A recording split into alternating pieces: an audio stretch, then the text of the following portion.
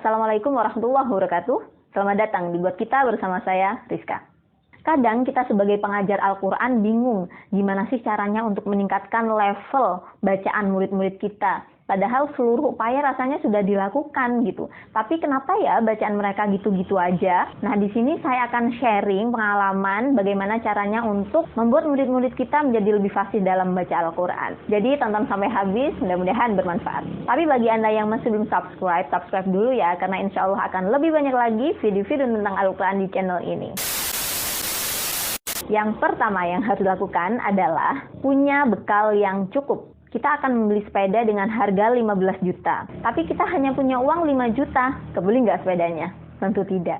Sama halnya dengan kita mengajar. Saat kita menginginkan murid-murid kita menjadi lebih baik bacaan Al-Qur'annya, menjadi lebih fasih bacaan Al-Qur'annya, tentu saja gurunya dulu yang harus mempunyai itu.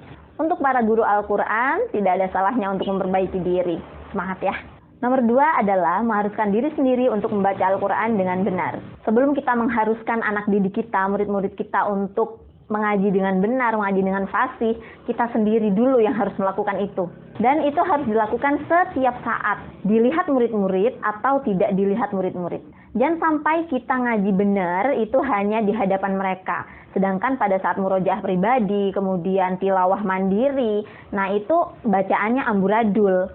Padahal kita sendiri loh yang menyuruh mereka untuk benar membaca Al-Quran, tapi gurunya sendiri,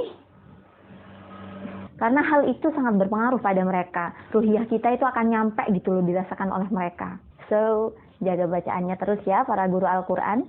Yang ketiga adalah buat mereka kagum terhadap kita. Untuk membuat murid-murid kita kagum, yang pertama tentu saja kita harus memiliki kapasitas yang cukup untuk menjadi guru ya. Kemampuan kita itu harus oke. Kemudian yang selanjutnya adalah penampilan itu juga mendukung loh. Kita berpenampilan rapi, kemudian enak dilihat. Karena mau tidak mau, mereka melihat look kita dulu kan. Jadi kalau bisa, kalau ngajar itu yang rapi, yang enak dilihat, yang seger. Jadi mereka bangga gitu loh dengan kita. Coba bayangkan aja kalau kita kemudian mau menghadiri suatu majelis, kemudian di situ yang ngisi acara dalam keadaan yang lemas, lesu, letih.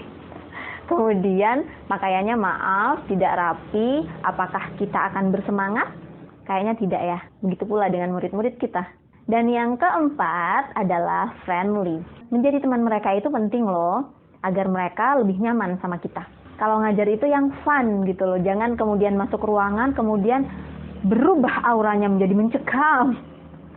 Itu sangat nggak enak loh. Tapi tetap aja untuk norma-normanya mereka juga harus tahu dulu ya. Biar mereka tetap tahu batasan. Dan yang kelima adalah memberikan contoh bacaan yang totalitas terhadap mereka. Jadi kalau mengajar itu kita ngasih contoh sama anak-anak itu yang totalitas gitu, nggak boleh setengah-setengah. Misalkan nih saya akan mencontohkan kalau di dot sukun itu ada sifat istitolah di dalamnya.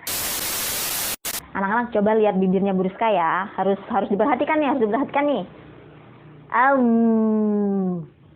Udah tahu semuanya kan? Tahu. Nah itu ada suara-suaranya kayak gitu anak-anak. Nah contohnya kayak gitu sih. Jadi kalau ngajar itu jangan jaim, nggak boleh malu-malu gitu, harus total.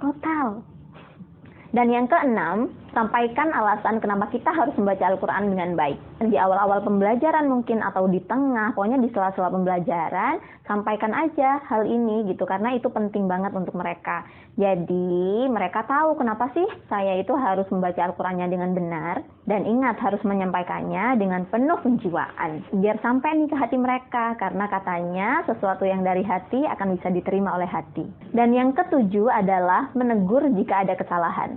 Ya kita tidak bisa memungkiri kalau dalam keadaan kita mengajar, kita tidak dalam 100% ready to teach gitu.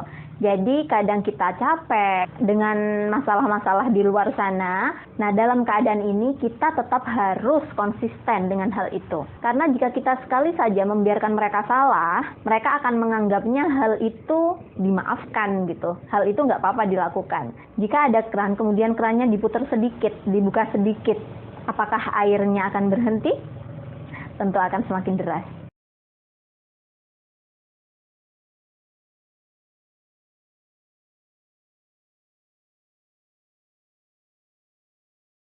itu dia tadi sharing pengalaman saya ketika mengajar. Semoga bermanfaat ya. Jangan lupa pencet like-nya jika Anda suka videonya.